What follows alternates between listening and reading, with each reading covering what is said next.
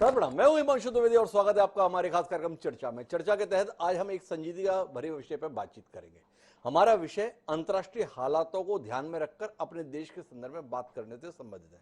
हमारा आज का विषय है मुफ्त की चाल करेगी कंगाल। संदर्भ ये है कि हमारे पड़ोसी मुल्कों की जिस प्रकार की हालत हो रही है, जिस प्रकार से आर्थिक रूप से वह तबाह होते महसूस हो रहे हैं, उसके बीच में यह सवाल देश के बीच में चर्चा का विषय बन रहा है कि आज जो कुछ हमारे दाएं बाएं हो रहा है, कल वह हमारे साथ ही तो घटित नहीं होगा।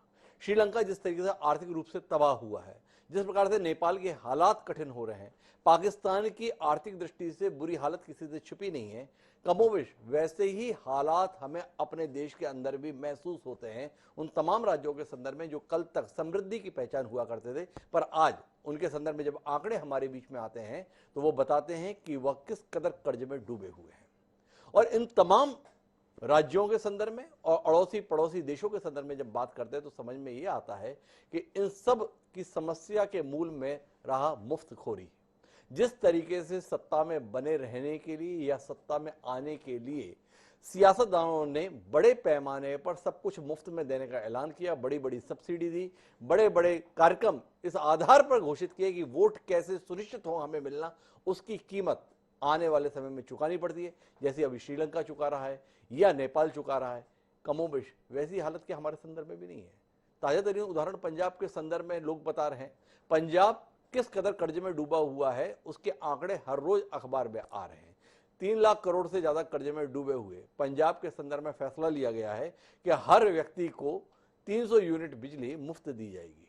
सवाल यह है कि एक लोक कल्याणकारी राज्य में कल्पना रही कि शासन मुनाफाखोरी नहीं करेगा, वह वंचितों के संदर्भ में संरक्षण देने का काम करेगा। लेकिन यह संरक्षण देने का काम हो रहा है या लोगों को निकम्मा बनाए जाने के लिए अभियान चल रहा है। और मामला केवल पंजाब के संदर्भ में नहीं है, चाहे आप मुफ्त में टीवी देने की बात करें, मुफ्त में स्कूटी देने की बात करें, मुफ्त में राशन देने की बात करें, यहां तक कि अकाउंट में पैसे डालने की भी बात करें, हर तरफ होड़ है।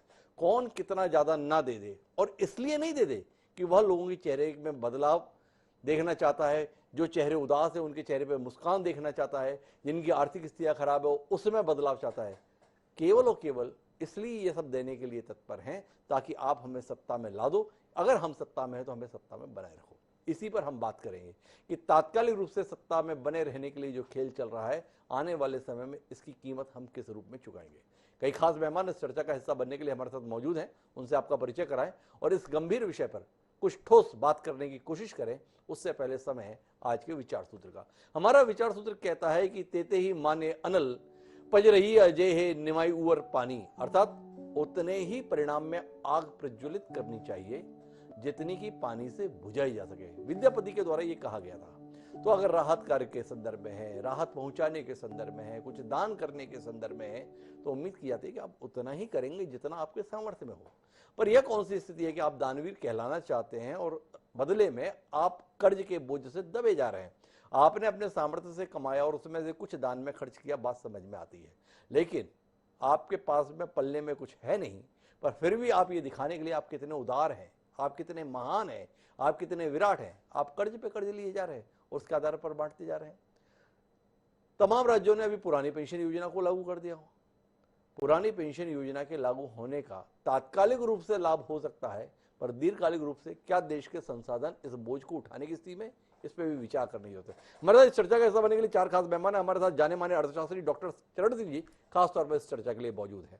हमारे पास देश के 3 प्रमुख राजनीतिक दलों के प्रवक्ता भी मौजूद है। हमारे साथ गुरदीप सिंह सप्पल जी हैं, जो राष्ट्रीय प्रवक्ता हैं ऑल इंडिया कांग्रेस कमेटी के। हमारे साथ दीपक विजयवर्गीय जी हैं, जो भारतीय जनता पार्टी से संबद्ध हैं, और साथ ही किशोर झा जी हैं, जो देश की नई आवाज अर्थात आम आदमी पार्टी के प्रवक्ता है। आप सभी का स्वागत है।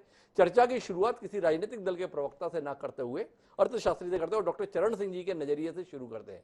चरण सिंह जी, श्रीलंका के साथ में ये चर्चा गंभीरता का मोड़ ले चुकी है।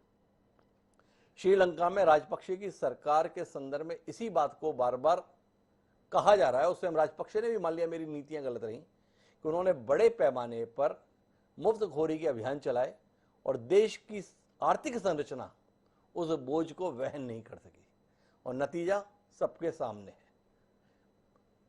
आपकी टिप्पणी देश के वर्तमान हालात पर। बहुत बढ़िया आपने मजमून आज के लिए लिया है। जी। और इस पे मैं भी काफी देर से गंभीरता से सोच रहा हूँ, इसलिए क्योंकि मैं अर्थशास्त्री हूँ और ये वित्तीय मामलों पे बड़े वर्षों से, बहुत वर्षों से इस पे काम कर रहा हूँ। जी। मेरी दो किताबें भी ऋण पे हैं, सरकारी ऋण पे। जी। दो बातें आपके सामने रखना चाहूंगा।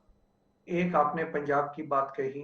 पंजाब में जो फ्री बिजली और फ्री पानी की जो खेल खेली गई, वो हम सबके सामने है। जी। आप जानते ही हैं कि पंजाब का वाटर टेबल इतना गिर गया है कि पानी अभी वहां पर खराब हो गया है।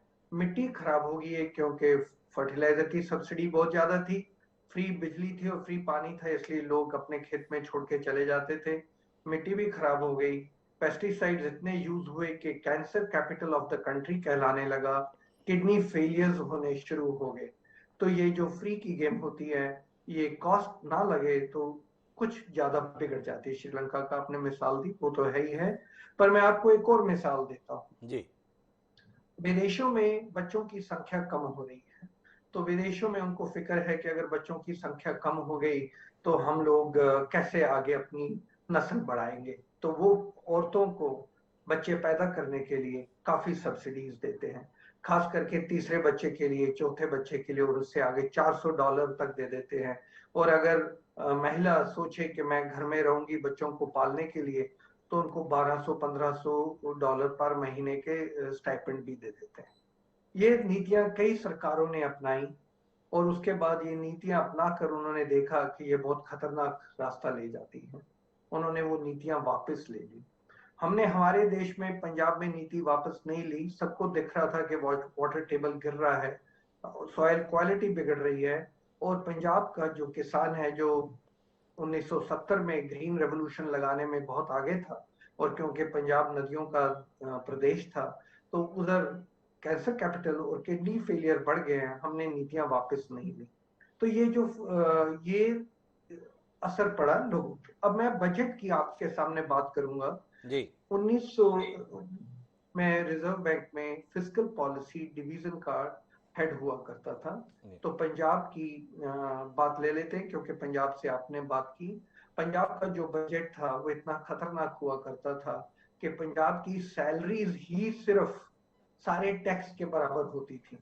तो हम लोग पंजाब को कई बार कहते थे, और मैं आपको कोई गुप्तनीय बात नहीं बता रहा हूँ, ये आप अगर रिजर्व बैंक की रिपोर्ट्स देखेंगे 2003 की, तो आप उस पर खुद देख लेंगे। तो हम लोग उनको कहते थे कि किस तरीके की आपकी वित्तीय नीति है, कि सिर्फ सरकारी तनख्वाहें ही पूरे टैक्स के बराबर हैं, आप आगे कैसे बढ़ेंगे। तो जो थोड़ी जिम्मेवारी दिखानी बहुत जरूरी होती है। और उसके अलावा अगर आप जिम्मेवारी नहीं दिखाएंगे, तो प्रदेश को कुछ ना कुछ टैक्स करके ही आप किसी को फ्री दे सकेंगे। जी। अगर प्रदेश टैक्स नहीं कर पा रहा है, तो देश को करना पड़ रहा है, देश आपको कुछ ऋण देगा। तो अगर जब जब देश से आप दिन ऋण लेंगे, तो किसी और को टैक्स लेके आपकी ये फ्री चीज को फाइनेंस किया जाएगा। तो पंजाब में तो स्थिति बहुत गंभीर रही है, इनकी वित्तीय स्थिति। और बहुत वर्षों से, 2003 से, तो मुझे याद है कि रिजर्व बैंक की अगर रिपोर्ट्स देखें तो उसमें साफ उजागर सामने आ रहा था कि इनके वित्तीय नीति बहुत बिगड़ी पड़ी है। तो मेरी तो गुजारिश यही होगी कि थोड़ा फिस्कल रिस्पॉन्सिबिलिटी के साथ चलना बहुत जरूरी है। जिन जिन देशों ने, जिन जिन प्रदेशों ने, और अपने पंजाब में ही जहां पर हमने फिस्कल रिस्पॉन्सिबिलिटी से काम नहीं लिया, वहां पर सिचुएशन बिगड़ती आई है। सिर्फ फिस्कल सिचुएशन आप ऋण के एंगल से देख रहे थे। मैंने आपको जो दो मुद्दे सामने रखे, जी। वो सॉइल और वाटर के डिप्लीट होने से कैंसर और किडनी हमारे देश में, और विदेशों में जो चिल्ड्रंस पॉलिसी थी, बच्चों के पैदा करने की पॉलिसी, वो रखे। तो सिर्फ वित्तीय मामलों पे ये आके असर नहीं दिखाता है, निजी जीवन पे भी इन नीतियों का बहुत बुरा असर पड़ता है। तो कुल मिला के चरण सिंह जी बता रहे हैं कि ये जो मुफ्तखोरी का मसला है, इसके कारण से कोई वित्तीय भार भर पड़ गया ऐसा नहीं है, एक पूरी की पूरी सामाजिक समस्या भी खड़ी हो जाती है। ये सामाजिक समस्या के संदर्भ में जो चरण सिंह जी कह रहे हैं, वैसे अनुभव हमें अपने आसपास में भी दिखते हैं। 1 रुपये किलो चावल, 2 रुपये किलो चावल, 3 रुपये किलो चावल या गेहूं उपलब्ध कराने की सरकार की नीति ने एक बड़ा खतरनाक मामला जो पैदा किया, वो ये पैदा किया कि लोगों में मेहनत करने की आदत नहीं रही।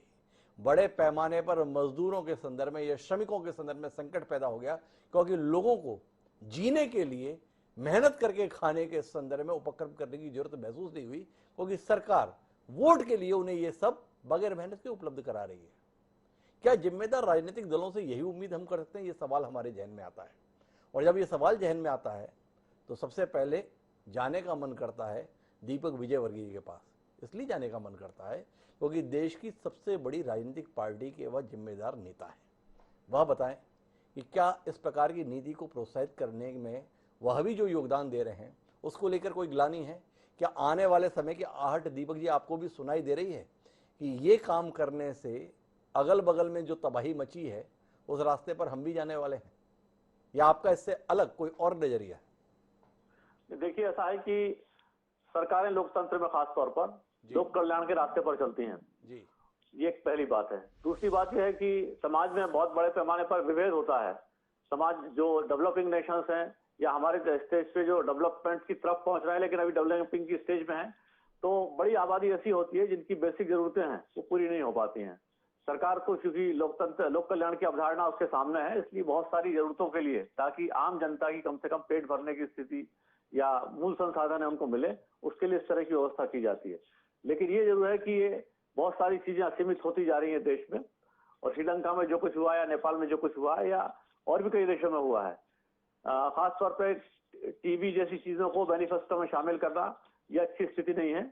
लेकिन मैं अपना एक अनुभव बताता हूँ मध्य प्रदेश का। 2018 के चुनाव में जब हम अपने मैनिफेस्टो की तैयारी कर रहे थे जी। हमें मालूम था कि कांग्रेस पार्टी किसानों के पूरे ऋण को माफ करने की बात करने वाली है, और मध्य प्रदेश में जहां पर 60-70% आबादी किसानों की है वहां पर ये कुछ बड़ा चेंज ला सकती है। अगर 1% का भी वेरिएशन वोटों में आ गया, जो बाद में आया और बहुत सारी दिक्कतें हुई उसकी वजह से, हम ये जानते थे कि इसका जो भार है 80,000 करोड़ पड़ने वाला है मध्य प्रदेश के राजस्व के ऊपर। इतना कर राजस्व मध्य प्रदेश के पास नहीं है, ऋण लेके पूरा हो सकता है, लेकिन हमने उसको शामिल नहीं किया। बाद में हमने देखा कांग्रेस पार्टी ने शामिल किया, जनता ने उसमें से कुछ वोट दिए, उनकी कुछ समय के लिए सरकार भी बनी। तो लोकतंत्र में जनता ही अल्टीमेटली बहुत सारी चीजें तय करती है। जनता जब ये कहेगी कि हमें ये चाहिए तो लोकतांत्रिक दल मजबूर होते हैं उन सारी चीजों को शामिल करने के लिए। जब वो जानते हैं कि ऐसा नहीं कर पाएंगे और शामिल नहीं करते हैं तो राजनीतिक दलों का कई बार नुकसान भी होता है। लेकिन आपने जो विषय उठाया है बहुत वाजिब है, और इस पर व्यापक मैं समझता हूँ सारे देश में, सारे समाज में चिंता करने की जरूरत है, चर्चा करने की जरूरत है। दीपक जी, आपने कुछ स्वीकारोक्ति की, पर उस विरोधाभास के संदर्भ में आपसे जिक्र करता हूं। जिस चुनाव की आप बात कर रहे हैं 2018 की, 2018 में मध्य प्रदेश में आपकी सरकार थी, 2018 में आपकी छत्तीसगढ़ में भी सरकार थी। कर्ज माफी के संदर्भ में उपक्रम मध्य प्रदेश में भी था, छत्तीसगढ़ में भी था, पर इसके साथ एक और राज्य में सरकार थी, उसका नाम था तेलंगाना, जहां भाजपा आसपास भी नहीं थी। आपके पार्टी के नेतृत्व ने मध्य प्रदेश के नेतृत्व को अनुमति नहीं दी कि आप कर्ज माफी जैसे रास्ते पे जाइए। आपकी पार्टी ने छत्तीसगढ़ के भी इकाई को इस बात की अनुमति नहीं दी कि आप कर्ज माफी पे जाइए। लेकिन जिस तेलंगाना में आप सरकार बनाने में अब तक नाकाम रहे हैं, यहां का चुनाव प्रचार खत्म होने के बाद डॉक्टर रमन सिंह बतौर मुख्यमंत्री स्टार प्रचारक तेलंगाना में जाते हैं और भारतीय जनता पार्टी के घोषणा पत्र के तहत वहां पर ऐलान करते हैं कि आप भारतीय जनता पार्टी की तेलंगाना में सरकार बनवाइए, हर किसान का 2 लाख तक का कर्जा माफ किया जाएगा। मैं जानना चाहता हूं दीपक जी, आप जैसा जिम्मेदार राजनीतिक दल भी सत्ता में आने की खातिर सिद्धांतों से ऐसा समझौता कर देगा तो फिर देश में उम्मीद किससे रह जाएगी? इस बात को लेकर कोई ग्लानि है कि हम जहां सत्ता में हैं तो ये नुकसान का कैलकुलेशन करते हुए कि शायद बने रह जाएं तो नहीं किया, पर जहां हमें सत्ता में आना है, जहां वोट नहीं मिलते वहां वोट पाना है, तो हम भी उसी रास्ते पर चलने के लिए तत्पर हैं जिस रास्ते पर चलना आपको पता है कि सही नहीं है। देखिए, तेलंगाना में राजस्व क्या स्थिति है और कर्ज माफी से कितना भार आने वाला था इसकी जानकारी मुझे नहीं है। लेकिन अगर वो उन संसाधनों के ऊपर की चीज है तो शामिल नहीं किया जाना चाहिए। संसाधनों के अंदर है तो वहां की राजनीतिक लीडरशिप उसकी चिंता करेगी और जनता को उसके ऊपर ओपिनियन देना होता है। कुल मिला के दीपक जी ने एक बात ईमानदारी से कही पहले वाली बातचीत के अंतर्गत, कुल मिला के इस बात पर विचार तो होना चाहिए, दिशा ठीक नहीं है। अपनी मर्यादा में वह इतना ही कह सकते हैं। लेकिन मेरे साथ में एक और साथी हैं गुरदीप सप्पल जी, आंकड़ों के साथ में, तथ्यों के साथ में बात करते हैं। जब हम ये मुफ्तखोरी के संदर्भ में बात कर रहे हैं तो इसका शुरुआत के संदर्भ में उल्लेख आता है एनटी रामाराव से, फिर तमिलनाडु की राजनीति से, और बढ़ते बढ़ते अब ये पूरे देश को अपने चपेट में ले रहा है। पूर्व पत्रकार और वर्तमान में एक राष्ट्रीय दल के राष्ट्रीय प्रवक्ता गुरदीप सप्पल जी, कहां जाके रुकेगा ये सिलसिला? इसके संदर्भ में आपकी कोई चिंता, आपका कोई सरोकार और आपका कोई आकलन?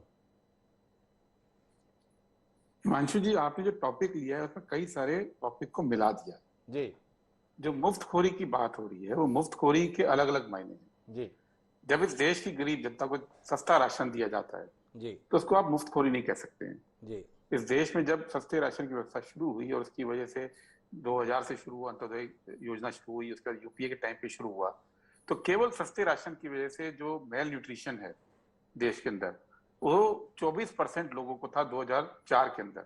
1/4 जनता कुपोषण का शिकार थी और सस्ते राशन की वजह से ही वो कम होते होते 15% तक आ गया था जी और उसके बाद और गिरना था। अब अगर आप ये कहें कि जी जनता को सस्ता राशन नहीं देना चाहिए और वो कुपोषित रहे, उसकी जो है हेल्थ ठीक ना रहे, उनके बच्चों के जो है स्वास्थ्य ठीक ना रहे, तो इसको मुफ्तखोरी नहीं कहा जा सकता। जी दूसरी बात, अगर आप ये कहते हैं कि अभी मोदी सरकार 80 करोड़ लोगों को मुफ्त राशन दे रही है और उससे लोग काम नहीं कर रहे हैं, ये भी गलत है। फूड सिक्योरिटी एक्ट में ये तय हुआ था 2013 में कि 80 करोड़ के करीब जनता को आपको राशन देना पड़ेगा। और क्यों देना पड़ेगा? इसलिए नहीं कि आपको उनको मुफ्तखोरी करानी है, इसलिए क्योंकि उनकी इतनी आय नहीं है कि वो अपनी जो आय से स्वास्थ्य भोजन, पोषित भोजन ले सके। ये कारण था कि रोटी, कपड़ा, मकान, 3 जो रिक्वायरमेंट है और शिक्षा, वो आय में पूरे नहीं हो रही थी। तो इसका हम उनको मुफ्तखोरी से जोड़ना जो है वो बड़ा सरलीकरण हो जाता है जी इसी तरह से जब आप मुफ्तखोरी की बात करते हैं तो फर्टिलाइजर की सब्सिडी भी आती है।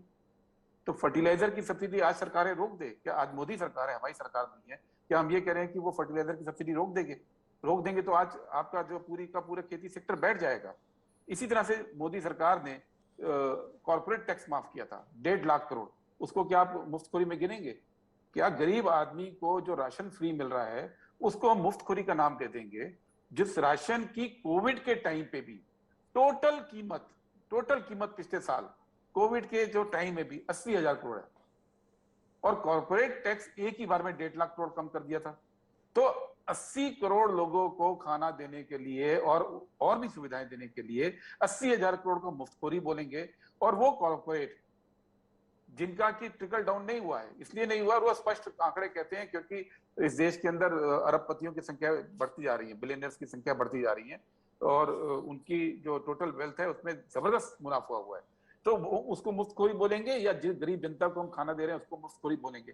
तो मैं ये कह रहा हूं कि इसका एक पहलू उठाया जाए। इस बात को अगर आप पूरे को सबको एक ही रस्सी से बांधेंगे तो जवाब नहीं निकलेगा। हाँ, मुझे लगता है जो आपने बात शुरू की थी और जो मेरे से बात आपकी हो रही थी कि मैनिफेस्टो के अंदर लोग मुफ्तखोरी की बात करते हैं, वो होनी चाहिए नहीं होनी चाहिए। मुफ्त बिजली की बात है, वो होनी चाहिए कि नहीं होनी चाहिए। तो इसमें हर सरकार को ये अधिकार है, उसको ये अधिकार है कि रेवेन्यू जो आ रहा है उस रेवेन्यू को वो कैसे करे। कोई सरकार है, जैसे यूपीए की सरकार है, उन्होंने इंफ्रास्ट्रक्चर पे भी ध्यान दिया, उन्होंने ह्यूमन इंडेक्स के ऊपर ध्यान दिया।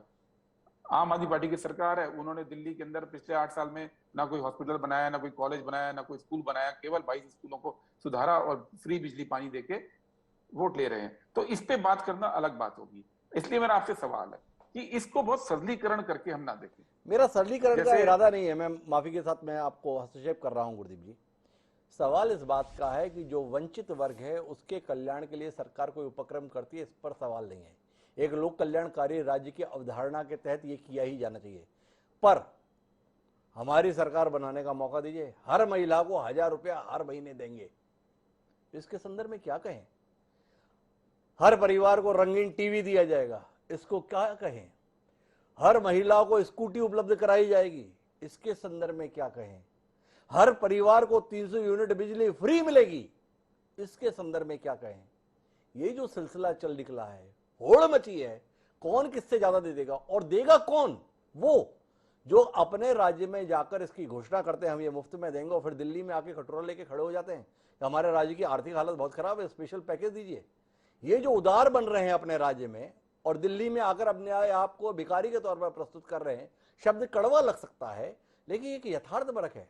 आप जिस प्रकार के ऐलान अपने राज्य में करते हैं सरकार में आने के लिए और दिल्ली में आके ये बात करते हैं। और इससे उलट दिल्ली की भी स्थिति क्या है, आप बाकी राज्यों पर प्रतिबंध लगा रहे हैं, ये मत कीजिए, ये मत कीजिए, और आप क्या कर रहे हैं, किसान सम्मान निधि के नाम पे जो भी किसान है हर एक को 2,000 रुपए हर क्वार्टर में, 6,000 रुपए सालाना।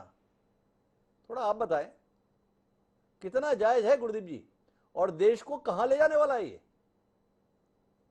तीन अलग अलग मुद्दे उठा दिए फिर से। एक मुद्दा है जो चुनावी घोषणा पत्र के अंदर मुफ्त की बात आई है, जो डीएमके से शुरू हुआ था 2006 में जब रंगीन टीवी की बात की गई थी, और डीएमके के बाद जो शुरू हुआ था वो अन्ना द्रमुक ने किया था 2011 में।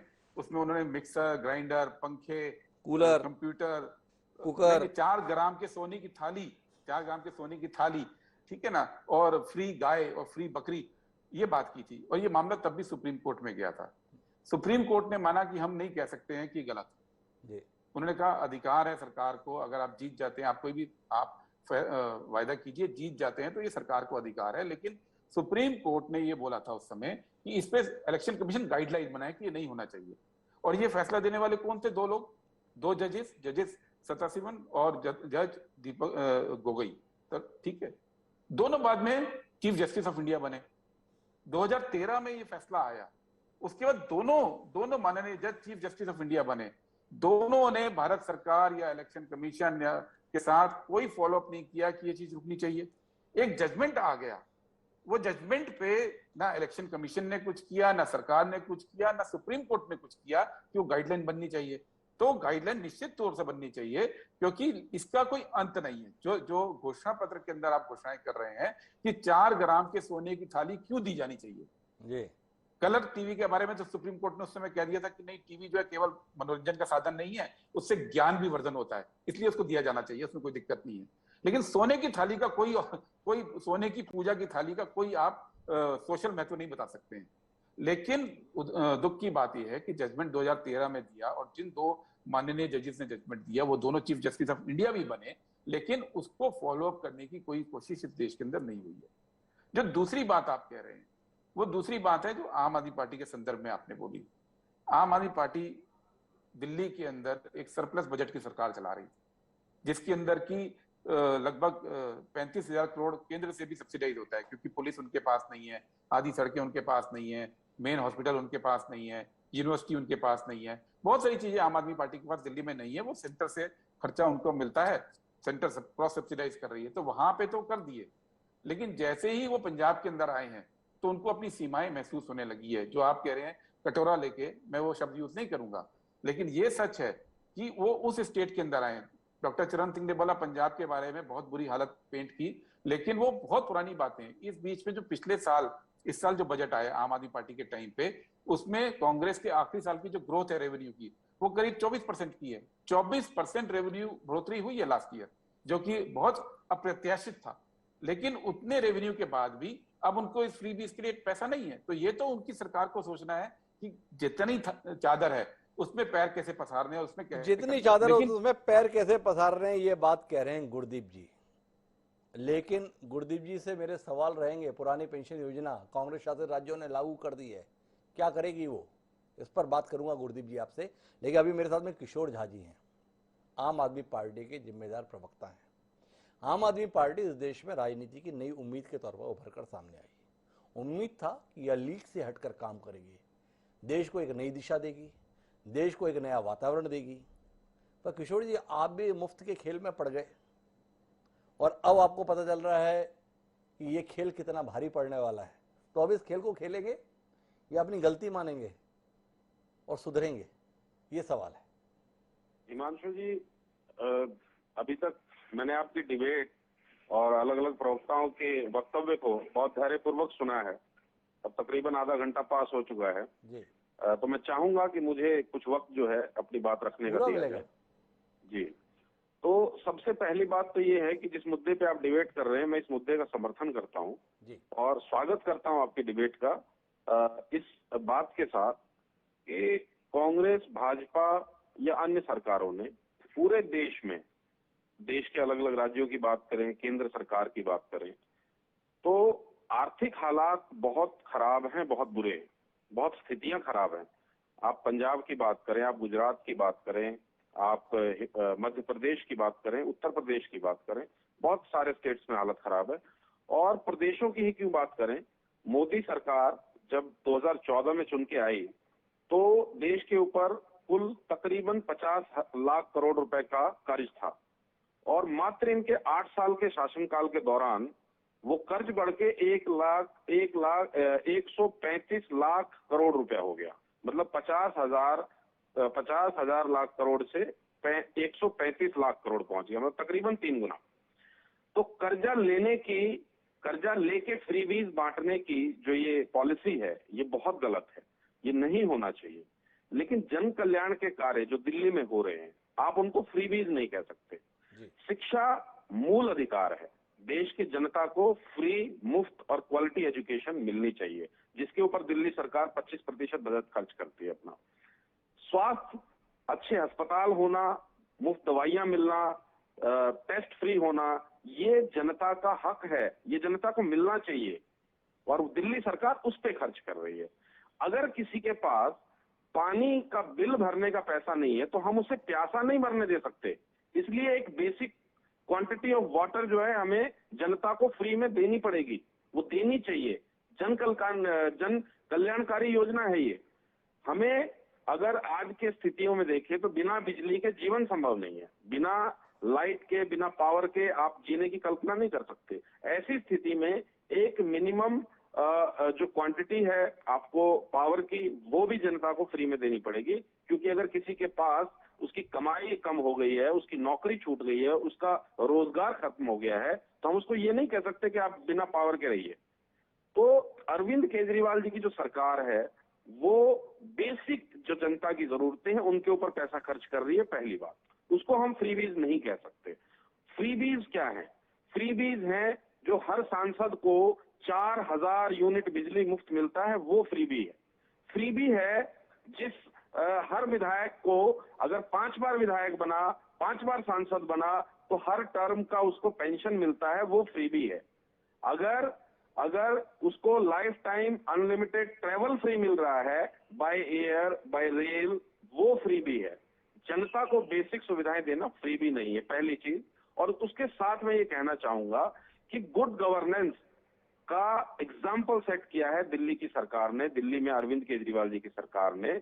जो सरकार हमें अभी गुरदीप सिंह जी कह रहे थे, कांग्रेस के प्रवक्ता, कि दिल्ली के अंदर बहुत से खर्चे ऐसे हैं, दिल्ली पुलिस की सैलरी नहीं हमें देनी पड़ती। मैं आपको बताऊं, जो स्थिति आज हमारे साथ है वही स्थिति शीला दीक्षित जी के साथ थी। और शीला दीक्षित जी जब गई दिल्ली से तो 7,500 करोड़ का दिल्ली के ऊपर रेवेन्यू डेफिसिट छोड़ के गई थी। और आज अरविंद केजरीवाल जी की सरकार देश के सभी राज्यों में एकमात्र राज्य है जिसके ऊपर 0 रेवेन्यू लॉस है और सरप्लस बजट हम पेश करते हैं। कैग ने अपनी ऑडिट के बाद ये रिपोर्ट दी है, आरबीआई ने रिपोर्ट दी है कि दिल्ली जो है नेट 0 लॉस में है और बिल्कुल जो है प्रॉफिट में सरकार चल रही है और दिल्ली की इकोनॉमिक हेल्थ जो है वो बहुत बढ़िया है। अब आते हैं आप पंजाब पे। इन्होंने कहा कि भाई पंजाब की स्थिति बहुत खराब है और ये कटोरा लेके भीख मांगने गए थे। मुझे एक चीज बताइए, दिल्ली सरकार के पास जो पैसा है, केंद्र सरकार के पास जो पैसा है, पंजाब सरकार के पास जो पैसा है, वो पैसा किसका है? क्या वो दिल्ली की जनता का नहीं है? क्या वो पंजाब की जनता का नहीं है? क्या वो भारत की जनता का नहीं है? जनता का पैसा है। ये किसी मुख्यमंत्री, किसी प्रधानमंत्री, किसी मंत्री, किसी विधायक का पैसा नहीं है। ये जनता के हार्ड अर्न मनी का एक हिस्सा है जो वो सरकार को टैक्स के या अलग अलग रूप में देती है और सरकार उन्हीं पैसे से जनता को सुख सुविधाएं देने की कोशिश करती है। अब आते हैं पंजाब की इकोनॉमिक हेल्थ पे। भाजपा और कांग्रेस की सरकार पंजाब में लगातार रही है, आती जाती रही है, कभी भाजपा रही, कभी कांग्रेस रही। इन्हें ये सवाल अपने आप से पूछना चाहिए कि पंजाब की जीडीपी का 56% कर्जा कैसे हो गया? कैसे पंजाब के, आपने क्या फ्री दिया वहां पे? आपने तो उस दौरान कुछ भी फ्री नहीं दिया। तो आपने बिना फ्री कुछ दिए हुए पंजाब के ऊपर इतना कर्जा चढ़ा दिया कि आज पंजाब की सरकार चलाना एक चुनौतीपूर्ण काम है। लेकिन हिमांशु जी, मैं आपको यकीन दिलाता हूं, साथ ही कांग्रेस और भाजपा के प्रवक्ताओं को भी यकीन दिलाता हूं कि at the end of 5 years, हमारे टेन्योर के खत्म होने से पहले पंजाब की आर्थिक स्थिति भी सुधरेगी, पंजाब का लॉसेस भी घटेंगे और पंजाब में हमारी सरकार ने जो गारंटीज दी हैं, अरविंद केजरीवाल जी के नेतृत्व में जो हमारी सरकार बनी और उसने जो अपनी गारंटी जनता को दी है, चाहे वो 1,000 रुपया प्रति महीना सभी महिलाओं को देने की बात हो, चाहे वो 300 यूनिट मुफ्त बिजली का इम्प्लीमेंटेशन हो चुका है। हमारी बहुत सारी, हमने 25,000 नौकरियां पहले हफ्ते में पंजाब के लिए घोषित कर दी, 35,000 संविदा कर्मचारियों को पक्का करने का काम कर दिया। तो मेरा ये कहना है कि जिस सरकार के अंदर विल है, जिस सरकार की नीयत ईमानदार है, जिस सरकार की कार्यप्रणाली ईमानदार है, तो सरकारों में पैसे की कमी नहीं है। आप दो चीजें एक साथ नहीं कर सकते कि सरकार आपने के विस्तार से कहा। मेरा एक ही सवाल है, आपने ये बताया कि क्या फ्री में देखा जाना चाहिए, क्या फ्री में नहीं देखा जाना चाहिए, और उसमें आपने बताया कि अच्छे अस्पताल हों, अच्छे स्कूल हों, और साथ साथ आपने एक नई व्याख्या भी करके दी कि बिजली भी जो है मुफ्त मिलनी चाहिए, ये भी जरूरत के रूप में है। और क्या नहीं होना चाहिए, ये फ्री ट्रेवल नहीं होना चाहिए, विधायकों सांसदों की पेंशन नहीं होनी चाहिए। आपने स्वयं अभी उल्लेख किया हर महिला को 1,000 रुपये महीना, इसको किस दायरे में रखना चाहिए? मुफ्त के दायरे में रखना चाहिए या जरूरत के दायरे में रखना चाहिए? जो महिला हो गई उसका अधिकार बनता है कि उसे 1,000 रुपये मिलना ही चाहिए, ये मुफ्त नहीं है। इसे मुफ्त में अगर हम देख रहे हैं, गलत देख रहे हैं। किशोर जी। हिमांशु जी, जो 1,000 रुपए प्रति महीने की बात की आपने, तो सबसे पहले तो मैं ये बताऊंगा कि जो हमारे देश में इकोनॉमिक डिस्पैरिटी है, जो इकोनॉमिक जो फर्क जो बाजार के अंदर है, कि अगर एक पुरुष एक नौकरी करता है, जिस काम को करने के उसको 20,000 रुपए मिलते हैं, वही काम अगर एक महिला करती है तो उसको जो है 20,000 रुपए की तनख्वाह नहीं दी जाती, शायद वहां पे 15 या 12,000 की तनख्वाह में वो महिला काम करती है। तनख्वाह बराबर नहीं है, सैलरी बराबर नहीं है, सबसे पहली चीज। तो हमें देश के अंदर महिला सशक्तिकरण करने की सख्त जरूरत है, क्योंकि महिलाओं की आर्थिक सामाजिक स्थिति जो है देश के अंदर बहुत सुदृढ़ नहीं है। हमें दिल्ली में महिलाओं को मुफ्त ट्रेवल की सुविधा दी, ताकि अगर कोई महिला मान लीजिए अपने घर से जाती है 10,000 15,000 रुपए की नौकरी करके घर चलाती है अपना, और अगर हमारी सरकार उसको ट्रेवल अलाउंस के रूप में 1,000-1,500 रुपए महीने की बचत दे रही है, तो उसकी मजबूती हो रही है, एक महिला सशक्तिकरण का कार्य किया जा रहा है। महिलाओं को महिला छात्रों को स्कूल में कॉलेज में भेजने में परिजन हिचकते हैं, क्योंकि कमाई कम है। वो ये सोचते हैं कि एक बेटा है, इसी को पढ़ा लेते हैं, बेटी तो दूसरे घर जानी है, इसको नहीं पढ़ाएंगे तब भी काम चलेगा। लेकिन अगर हम उसकी जेब में 1,000 रुपए उसके हाथ में रख रहे हैं, तो जाहिर सी बात है उसकी अगर यंगस्टर है, अगर टीनेजर है, तो उसको उसकी पढ़ाई लिखाई में फायदा मिलेगा। अगर बड़ी बुजुर्ग है तो उसको कहीं ना कहीं अपने बुढ़ापे में जो है अपनी जिंदगी जीने में फायदा मिलेगा। तो इस तरीके से महिला सशक्तिकरण के रूप में देखने की आवश्यकता है। इसे महिला सशक्तिकरण के तौर पर देखने की जरूरत है। ये किशोर झा जी की दलील है। गुरदीप जी की या दीपक जी की असहमति हो सकती है, लेकिन चरण सिंह जी तो हमारे साथ में ऐसे व्यक्ति हैं जिनका किसी दल के साथ जुड़ाव नहीं, अर्थशास्त्री हैं। तो ये जो 1,000 रुपए दिया जा रहा है डॉक्टर चरण सिंह जी, क्या आप वाकई मानते हैं ये मुफ्त की श्रेणी में नहीं आता है?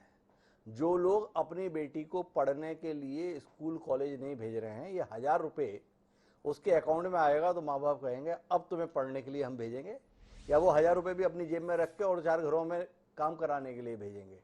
आपसे समझना चाहता हूं, ये राजनीतिक दल अपनी सुविधा के अनुसार अपनी घोषणाओं को जनता के जीवन में बदलाव के लिए और दूसरे की घोषणाओं को वोट के लिए दर्शा रहे हैं।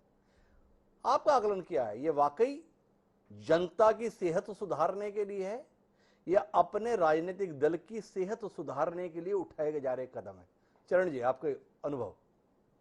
एक अर्थशास्त्री होने के नाते मैं आपसे पहली बात ये बतानी चाहूंगा कि अगर पंजाब का वित्तीय विश्लेषण करें तो 2005 में जो डेट टू जीडीपी रेशियो थी, ऋण की जीडीपी की, वो करीब 47% थी, और 2021 में वो करीब 50% थी, और 2022 में वो 53% है। तो ये कहना कि जो मैंने आपके साथ विश्लेषण किया था बहुत पुराना है, शायद ठीक नहीं होगा। पंजाब की वित्तीय स्थिति बिगड़ती बिगड़ती और बिगड़ती ही गई है। तो उसका एक आंकलन नापने का तरीका डेट टू जीडीपी कि जो जिस चीज को हम फ्री भी कहते हैं, शायद सबको क्लियर कर देना चाहिए कि भाई आपको ये फ्री दिया जा रहा है पर किसी से टैक्स लगाया जा रहा है, या प्रदेश में से या देश में से। वो बात भी अगर क्लियर हो जाए तो आप, और हो सकता है कि आप ही के ऊपर टैक्स लग रहा हो, हमने आपको बिजली फ्री दे दी पर बिजली फ्री देने का जो पैसा होगा शायद हम आप ही के ऊपर वसूल कर रहे हैं किसी और टैक्स के थ्रू। ये कहने से थोड़ी पारदर्शिता आ जाएगी, ट्रांसपेरेंसी आ जाएगी। तो अभी बात आपने जो सवाल कहा सीधा ही, आप देखिए बाकी प्रदेशों में क्या हो रहा है। जो महिलाएं होती हैं, जो सेल्फ हेल्प ग्रुप्स होते हैं, माइक्रो फाइनेंस इंस्टीट्यूशंस होती हैं, उनमें बड़ा रिस्पॉन्सिबल रोल प्ले करती हैं। और उन्होंने और प्रदेशों में उन्होंने महिलाओं को जॉब के अवसर देने शुरू किए, माइक्रो फाइनेंस इंस्टीट्यूशंस के साथ उनका कामकाज रोजगार शुरू करा दिया, सेल्फ हेल्प ग्रुप के साथ उनको फिर प्रोडक्टिव कर दिया। अब सबसे बड़ी बात यह है जो मैं कहने का प्रयत्न कर रहा हूं कि ये फ्रीबीज देने से आप लोगों को निकम्मा भी बना सकते हैं और ये आशा में बिठा सकते हैं कि ये फ्री भी मिलती रहेगी। अभी अगर आप कहें जिस तरीके इकोनॉमिक विश्लेषण, आर्थिक विश्लेषण करें तो देश में 80 करोड़ लोगों को जो फ्री राशन दिया जा रहा था, उस टाइम पे भी मैंने लेख लिखा था जहां पर मैंने कहा था कि क्या 80% लोगों को राशन की जरूरत है कि थोड़ा कम देने से काम चल जाएगा, देश इतना कॉस्ट क्या उठा सकता है। अगर आप पॉवर्टी लाइन देखें $1.9 पर पर्सन पर डे, तो उससे बहुत कम लोग नीचे, एक करोड़ से नीचे सिर्फ लोग हैं जिनको वो जो हालात में हैं, जिनको राशन देने की, फ्री राशन देने की जरूरत आएगी राशन शॉप के थ्रू। तो जो जिस तरीके की सहूलतें हम सोचते हैं कि हम उन लोगों को दे रहे हैं जो पिछड़ा वर्ग है, जो लोग नहीं कमा पा रहे हैं, शायद उसकी डेफिनेशन हमने गलत पकड़ रखी है।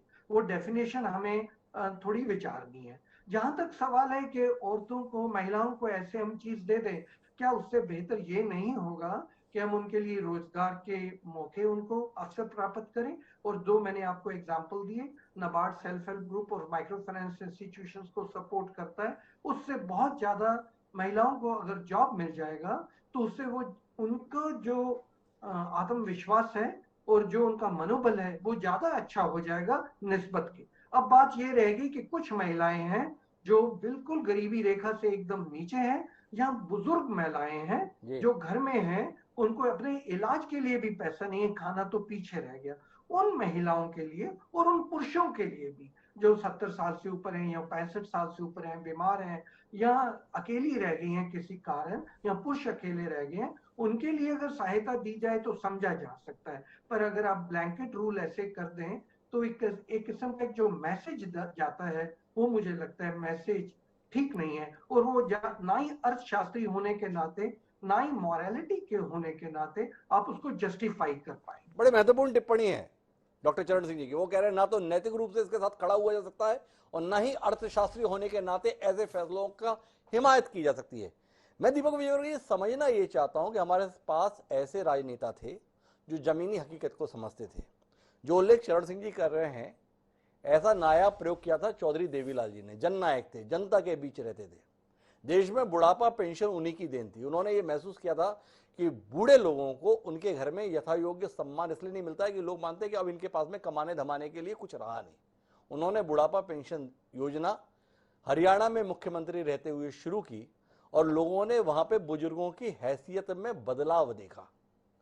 तो आपने ऐसे लोग जो अशक्त हो गए हैं, जो निशक्त हैं, उनके संदर्भ में सहायता का कार्यक्रम किया तो समझ में आया कि एक लोक कल्याणकारी राज्य की अवधारणा को आप पूरा कर रहे हैं।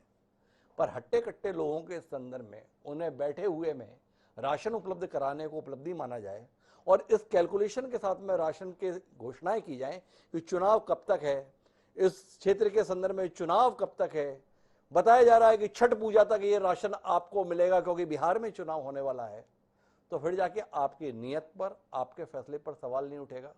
क्या दीपक जी वाकई आपको नहीं लगता है कि कम से कम एक स्पष्ट बहुमत की सरकार लंबे अंतराल के बाद जब देश में है तो ये समय लोक लुभावन फैसले लेने का नहीं बल्कि साहसिक फैसले लेने का है, नई शुरुआत करके देने का है। मनरेगा के तहत दिन बढ़ाए जाएं ताकि लोग मेहनत करने के लिए तत्पर हों, या 80 करोड़ लोगों को मुफ्त राशन देने की योजना का प्रचार प्रसार किया जाए? क्या कहते हैं दीपक जी? देखिए, लोक लुभावन योजना नहीं है, लोक कल्याण की योजना है जी। जो लोग अपना पेट भरने की स्थिति में नहीं है उनको भोजन उपलब्ध कराना ये सरकार की और समाज की जिम्मेदारी है। इसको लोक लुभावन बात नहीं कह सकते हैं। जैसा मैंने पहले कहा, मैं बहुत विनम्रता से दीपक जी, आप अन्यथा नहीं लेंगे, फिर दोबारा दोहराता हूं, क्या जिन 80 करोड़ लोगों के संदर्भ में आप बात कह रहे हैं, क्या ये अपंग हैं? क्या ये निशक्त हैं? क्या इनके हाथ पैरों में जान नहीं है? क्या इनका दिमाग ठीक से काम नहीं करता है? एक सरकार इनको मेहनत करने के अवसर उपलब्ध कराकर उन्हें मजदूरी के तौर पर, उनके परिश्रम के मेहनताने के तौर पर कुछ राशि उपलब्ध कराती और वो मेहनत के साथ, सम्मान के साथ अपनी रोजी लेते, वो ज्यादा बेहतर निर्णय है? या आपने एक दान के तौर पर कतार में लग जाओ, आपको हर महीने खाने के लिए मिलता रहेगा, ये वाले फैसले के साथ में खड़ा होने का मन दीपक विजयवर्गीय जी का करता है? पहली बात तो ये दान नहीं है। दूसरी बात यह है, जैसे मैंने अपनी पिछली बार चर्चा में कहा था कि समाज के जो भी संसाधन है, 135-140 करोड़ जो भी हमारे जनसंख्या है, हर एक को कम से कम भरपेट भोजन मिले, ये समाज की और देश की सरकार की जिम्मेदारी है। एक लोक कल्याणकारी सरकार होने के नाते अगर सबको भोजन का प्रबंध किया जा रहा है, वो सारे लोग जो इसका प्रबंध नहीं कर सकते हैं, तो इसको लोक लुभावन कहना भी ठीक नहीं है, इसको मुफ्त की खोरी कहना भी ठीक नहीं है। देश में एक व्यापक गैप है लोगों की आमदनी में, और करोड़ों लोगों की आमदनी अगर इतनी है कि वो पेट भर के भोजन नहीं कर सकते हैं, तो खासतौर पर 80 करोड़ लोगों को लगातार देने की जरूरत इसलिए पड़ रही है क्योंकि पिछले 2-3 वर्षों में जो स्थिति बनी है कोरोना की वजह से, तो देश में जो संकट की स्थिति है, तो हर एक आदमी गरिमा के साथ जी सके, ये सुनिश्चित किया जाना जरूरी है, और एक लोक कल्याणकारी सरकार होने के नाते केंद्र सरकार ने किया है। मैं दीपक जी एक सवाल करता हूं आपसे, व्यवहारिक सवाल है। ये 2 साल का रोना बहुत रो रहे हैं, 2 साल में हालात ऐसे हैं इसलिए ऐसा नहीं है। क्या किसी एक राज्य का भी आंकड़ा, भाजपा शासित राज्य की बात नहीं कर रहा हूं, देश के किसी भी एक राज्य का आंकड़ा ये आया है कि इन 2 सालों में शराब की बिक्री में कोई गिरावट आई है, शराब की बिक्री घट गई है? मेरा आपसे सवाल है, ये जो 80 करोड़ लोगों की बेचारगी का, बेबसी का, लाचारी का हम ढिढोरा पीट रहे हैं, और शराब की दुकानों की आय में कोई गिरावट नहीं आई है, बल्कि आपको आंकड़े के साथ बता सकता हूं कहां कितने और सेल बढ़ी है। शराब की दुकानें हम जब रास्ते से गुजरते हैं, अगल बगल देखते हैं, जिन विभिन्न लोगों की बात कर रहे हैं, वो चाहे समृद्ध लोगों की बात कर रहे हैं, किसी दुकान पर कोई भीड़ में कमी नहीं है। इस विसंगति पे कोई दृष्टि है दीपक जी जैसे कुशाग्र व्यक्ति की हमारे साथ में? एक तो शराब का उपभोक्ता वर्ग जो है वो अपनी जगह है, और दूसरी जो कमजोर लोग हैं, समाज के वंचित लोग हैं, वो अपनी जगह हैं। अब इन दोनों में जो आपसी कुछ संबंध है किसी स्तर पर, तो उसको निश्चित तौर पर गहराई से ध्यान देने की जरूरत है कि अगर उस वर्ग का आमदनी शराब में जा रही है और इसकी वजह से उनका परिवार पोषित नहीं हो पा रहा है, तो उसके क्या उपाय किए जा सकते हैं। निश्चित तौर पर ये देश को सोचने का विषय है, हर सरकार को सोचना चाहिए। दीपक जी असमंजस में अब फैसले उनकी पार्टी के, उनकी सरकार के, और सवाल भी समाज के बीच से उभर कर आ रहे हैं, पर शायद गुरदीप सप्पल जी इस सवाल के संदर्भ में कुछ ज्यादा और बेहतर कह पाए। उनके पास सहूलियत है क्योंकि देश में केवल 2 ही जगहों पर स्पष्ट बहुमत की सरकार है, तो बाकी नीतियों पर प्रश्न उठा सकते हैं। तो थोड़ा गुरदीप जी इस संदर्भ में दृष्टि दीजिए ना, वाकई इतने असहाय लोगों के बीच में हैं हम, इसलिए ये फैसला लेना जरूरी है, या गरीबों के साथ खड़ा होना, दिखाना बड़ा जरूरी है, या आप मानते हैं कि ये कोई फैसला नहीं है कि आपको बैठे का खाना दे देंगे? फैसला यही है कि हर हाथ को काम, ये एक लोक कल्याणकारी सरकार का प्राथमिक लक्ष्य होना चाहिए। विरोधाभास है, एक निशक्त व्यक्ति को भोजन मिले, इसके संदर्भ में समाज का कौन सा तबका विरोध कर सकता है? पर जिनमें दमखम है, इसके बावजूद भी वो अलाल रहे, और चूंकि हमारा भोजन का अधिकार का कानून है इसलिए हम उन्हें भोजन उपलब्ध कराते रहे, इस फैसले के साथ रहेंगे तो बर्बाद होने से कौन बचाएगा हमें? हम श्रीलंका नहीं हो जाएंगे, हम वेनेजुएला नहीं हो जाएंगे, इसकी गारंटी क्या गुरदीप जी जैसा अकलमंद व्यक्ति हमें देने के लिए तैयार है? निश्चित रहिए, ऐसा भी रहेगा तो भी कोई दिक्कत की बात नहीं है, सब बढ़िया चलेगा। देखिए, गारंटी देने वाला तो मैं कोई नहीं होता हूं, लेकिन आपकी बात का जवाब दे दूंगा। फ्री राशन देने से, या मिड डे मील देने से, या महिलाओं को पेंशन देने से, या बुजुर्गों को पेंशन देने से ये देश लंका नहीं बनने जा रहा है। और क्यों नहीं बनने जा रहा है उसमें आऊंगा, आप मुझे बोलने दीजिएगा, आप ऑडियो ऑफ मत कीजिएगा बाद में। लेकिन पहले जो आपने दूसरी बात उठाई कि 1000 रुपए क्या लड़कियों को जाएगा तो क्या पढ़ाई में वो स्कूलों में आएंगी, ये देश में सारे एक्सपेरिमेंट हो चुके हैं हिमांशु जी। मिड डे मील का पहला उदाहरण के कामराज 1960 के दशक में ये इंट्रोड्यूस हुआ था, मिड डे मील का इशू, और उसकी सफलता देखी गई थी। और 90s में नरसिम्हा राव जी की सरकार ने इसको पूरे देश में इंट्रोड्यूस किया था, और स्टडीज पे स्टडीज मौजूद हैं कि मिड डे मील का हमारी एनरोलमेंट रेट का सीधा सीधा असर। तो ये कहना गलत है कि आप अगर कोई सहायता देते हैं गरीब वर्ग को तो उसका असर शिक्षा में या एनरोलमेंट। मानवीय गुरुदेव जी, आप विषय को भ्रमित करने की कोशिश कर रहे हैं। मिड डे मील को लेकर पूरे कार्यक्रम में कोई सवाल नहीं उठा, फिर बार बार बात हो रही है। हम क्या मिड डे मील कभी चुनाव के अंदर का मुद्दा बना? क्या किसी पार्टी ने कहा कि मिड डे मील हम लागू करेंगे इसलिए हमें वोट दो? वोट किस लिए दो? इसलिए दो क्योंकि अगर आपने हमें वोट दिया तो हम आपको स्कूटी देंगे। हमें वोट दो, 1,000 रुपए महीना हर महिला को दिया जाएगा। दूसरे ने कहा अरे छोड़ो इनको, हमें दो, हम 2,000 रुपए महीना देंगे। सवाल इस मुद्दे पर है, मिड डे मील के कारण से कौन इंकार करेगा? सामने आंकड़े हैं कि लोगों को बड़े स्तर पर स्कूल में जाने के लिए प्रेरित किया। कई माँ बाप ने बच्चों को स्कूल केवल इसलिए भेज दिया कि चलो कम से कम एक टाइम के उनके भोजन का इंतजाम तो हो जाएगा। इसके संदर्भ में इंकार नहीं। मनरेगा जैसे कार्यक्रम ने लोगों को मेहनतकश बनाया, किसे इंकार है? पर 80 करोड़ लोगों को मुफ्त राशन उपलब्धि के तौर पर बताना, तो इस पे गुरुदेव जी आपसे सवाल है, क्या 80 करोड़ लोगों के हाथ में दमखम नहीं है कि अगर आप उन्हें मेहनत कराने का अवसर देते तो वो मेहनत नहीं करते और उसकी रोजी लेके अपना पेट नहीं भर सकते थे? या आपको ज्यादा वोट की दृष्टि से मुफीद लग रहा है कि मुफ्त का राशन देंगे ना तो लोगों को लगेगा कि यार इनके लिए वोट दो, इसलिए आप ऐसा कर रहे हैं? सवाल ये देखिए, जैसे मिड डे मील के बारे में आपने बोला, जैसे मनरेगा के बारे में बोला, तब उनकी भी बहुत आलोचना हो रही थी। अब नहीं करते ना, आपने भी नहीं की। इसी तरह से फ्री राशन का अधिकार, राइट टू फूड एक्ट 2013 में पास हुआ था, क्योंकि भोजन का अधिकार गरीब का अधिकार है। जब बीजेपी की सरकार आई तो इसका मजाक उड़ाया गया था और कई साल तक इसको डाइल्यूट करने की कोशिश की गई। 80 करोड़ की जो टारगेट ग्रुप था उसको 20 करोड़ में कन्वर्ट किया गया, और जब कोविड आया तब याद आया कि यही एक रास्ता है, यही रास्ता है, और कोविड के टाइम में अब देना शुरू किया है। ये अधिकार का सवाल है, इसको आप फ्रीबीज की तरह मत कीजिए, क्योंकि ये देश अगर लोग अपनी कमाई इतनी नहीं कर पा रहे हैं, अगर बेरोजगारी और महंगाई इतनी है कि खाना प्राप्त नहीं कर पा रहे हैं, तो ये सरकार की जिम्मेदारी है खाना देना। हिमांशु जी, सवाल है जो चरण सिंह साहब ने कहा इसके बाद कि एक होता है इकोनॉमिक्स, जब हम 12वीं में पढ़ते थे ना तो इकोनॉमिक्स, अकाउंट्स, ये अलग अलग सब्जेक्ट होते थे। सरकार अकाउंटिंग कर रही है, मोदी सरकार, कि उन्होंने 6,000 रुपए दे दिया किसानों को, जिसकी आप आपत्ति कर रहे हैं, लेकिन इनपुट कॉस्ट जो कि पेट्रोल डीजल पे टैक्स, जो बीजों का बढ़ोतरी और फर्टिलाइजर के रेट, तो 24,000 रुपए उनकी जेब से निकाल रहे हैं। तो 24,000 निकाल रहे हैं, 6,000 दे रहे हैं। ये सरकार ने बड़ा कुछ किया है, हर एक सेक्टर के अंदर आप जितना दे रहे हैं उससे ज्यादा ले रहे हैं, इस पे होनी चाहिए। और जो देश लंका बनेगा ना, लंका बनने की जो आप एक खतरा, एक संदेह जता रहे हैं, वो इसलिए नहीं है कि आप फ्री राशन दे रहे हैं, वो इसलिए है क्योंकि आपकी इकोनॉमी डूब गई है। वो इसलिए है कि अभी डेट का पूरा रेशियो बताया गया जी, प्रोफेसर चरण सिंह ने बताया। आज जो डेट का रेशियो है सेंट्रल गवर्नमेंट का, भारत की टोटल जीडीपी का, वो 90% क्रॉस हो गया है। 2004 में जब मनमोहन सिंह जी बने थे तब वो 85% था। मनमोहन सिंह जी की नीतियां, कांग्रेस की नीतियां उसको 68% तक नीचे लाई थी मंचू जी, जिसका कि असर पूरे देश में दिखा था। जो खुशहाली 10 साल में आई थी वो हम सब जानते हैं, हम सब जानते हैं कि नीचे तक खुशहाली पहुंची थी। वो जो डेट था भारत का कर्ज, वो 85% से कम होकर 68% पे आया था। अब मोदी जी के टाइम पे फिर 90% पे पहुंच गया। चिंता इस पे कीजिए, चिंता इस पर कीजिए, ये कह रहे हैं गुरुदेव जी। पर मैं किशोर झा जी आपसे जानना चाहता हूं, सरकार के संदर्भ में आप इस नजरिए के साथ इत्तेफाक रखते हैं कि हमें मुफ्त राशन देना चाहिए, या मनरेगा के तहत अगर पहली सरकार ने 100 दिन की गारंटी दी थी काम की, तो नई सरकारों में लोगों के हाथ में काम देने का जज्बा है, तो ये गारंटी 200 दिन की बनती, 250 दिन की बनती।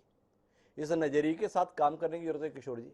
इस देश के लोगों को मेहनती बनाने की जरूरत है या अलाल बनाने की जरूरत है? इस संदर्भ में कोई नजरिया आप रखते हैं किशोर जी?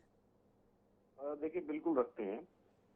जिस तरीके से हिमांशु जी 2016 के बाद जो नोटबंदी की विभीषिका देश के ऊपर टूटी थी, उसके बाद जो आर्थिक हालात देश के खराब हुए वो बदतर होते ही गए। मतलब 2016 से जो जीडीपी आपकी नीचे आनी शुरू हुई वो आज तक नहीं रुकी है, वो लगातार नीचे जाई जा रही है, वो 2.5-3% तक आ गई थी जी।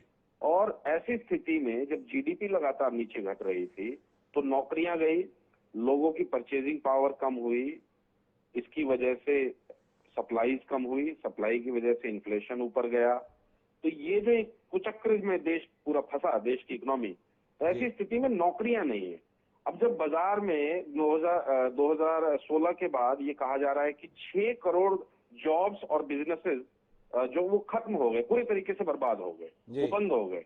6 करोड़, सोचिए 6 करोड़ लोग अगर किसी देश में बेरोजगार हो जाएं, श्रीलंका की आबादी 2 करोड़ है, यहाँ पे 6 करोड़ लोग एक फैसले से बेरोजगार हो गए, तो उस स्थिति के अंदर उनको खाने के लाले पड़ेंगे। और ऐसी स्थिति में जब 20 करोड़ लोग गरीबी रेखा के नीचे पहुंच गए, 2016 से आज तक इनकी सरकार आने के बाद 20 करोड़ लोग गरीबी रेखा के नीचे चले गए, जिनकी आमदनी 23 रुपए पर डे से कम है, 23 रुपए पर डे से कम है। ऐसे लोगों को अगर आप मुफ्त का राशन नहीं देंगे तो वो शायद जी भी नहीं पाएगा, वो शायद खुदकुशी करना पड़ेगा उसको। इसलिए मुझे लगता है कि सरकार को ये सोचना चाहिए, अपनी आर्थिक नीतियों को सुदृढ़ करना चाहिए। केंद्र सरकार को नीतियों में परिवर्तन, बदलाव की जरूरत है, ताकि एक तरीके से लोगों के लिए नए रोजगार पैदा हो, वो काम कर सके, वो आर्थिक रूप से संपन्न हो सके, तो उन्हें आवश्यकता ही नहीं पड़ेगी किसी भी चीज की। और दूसरी चीज, केंद्र सरकार को ये भी सोचना पड़ेगा कि आपके 8 साल के शासनकाल के दौरान देश का कर्ज 300% बढ़ गया, 3 गुना बढ़ गया, और आप पता नहीं कहाँ पे पैसा जा रहा है। वो मुझे लगता है कि भ्रष्टाचार की भेंट चढ़ रहा होगा, वो मुझे लगता है कि मिसमैनेजमेंट और क्रोनिक कैपिटलिज्म की भेंट चढ़ रहा है। तकरीबन पिछले 3 साल में 10 लाख करोड़ रुपए आप बैंकों के डिफॉल्टर्स के माफ कर चुके हैं। कॉर्पोरेट टैक्स के रूप में जो है लाखों करोड़ रुपए आपने माफ किया है। तो मुझे लगता है कि सरकार को नीतियों में संशोधन की आवश्यकता है और केंद्र सरकार में संशोधन की आवश्यकता है। किशोर झा साहब कह रहे हैं नीतियों में संशोधन है।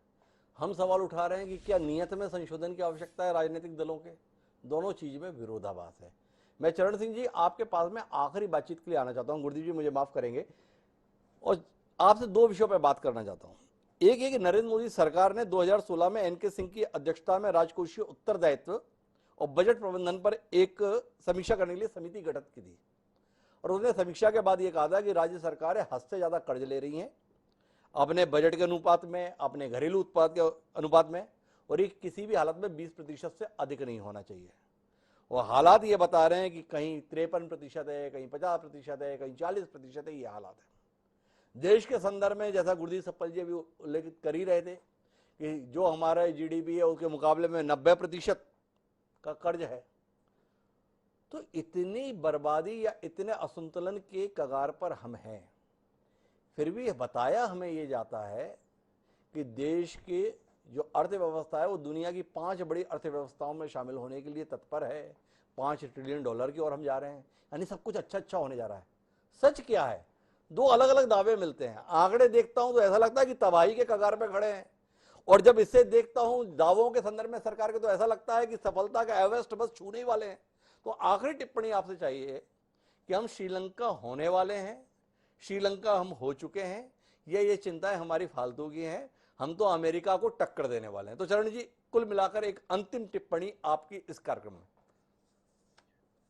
मेरा जो विश्लेषण है, हम श्रीलंका नहीं होंगे, क्योंकि श्रीलंका का इसके अलावा जो बातें हमने फ्रीबीज के अलावा की, श्रीलंका की 2-3 पॉलिसीज बहुत खतरनाक थी। और सबसे बड़ी एक उनकी पॉलिसी जो सबसे खतरनाक, जो हमने 1991 में उसको झेला है, वो है इंपोर्ट कवर। कि उनके पास फॉरेन एक्सचेंज रिजर्व्स बहुत बुरी तरह डिप्लीट कर गए। हमारे पास 15 दिन के थे, इनके पास 1 महीने के हैं। तो वो हालत इनकी बहुत गंभीर है, पर हमारे देश ने भी उनकी सहायता की है। अभी IMF भी उनकी सहायता कर रहा है, पर हम श्रीलंका नहीं होने वाले हैं। उसके अलावा उन्होंने जो अपनी ऑर्गेनिक फार्मिंग की बात की और टैक्स रेट्स को रैशनलाइज किया, और जिस जल्दी से उन्होंने किया वो सारे बड़े नीज रिएक्शन टाइप थे।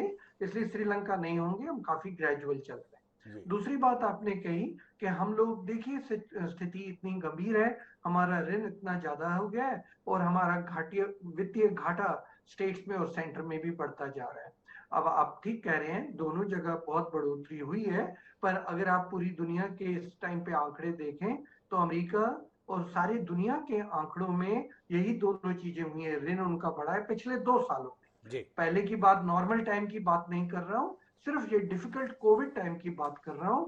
सब देशों में ऋण बढ़ा है और सब में वित्तीय घाटा भी बढ़ा है।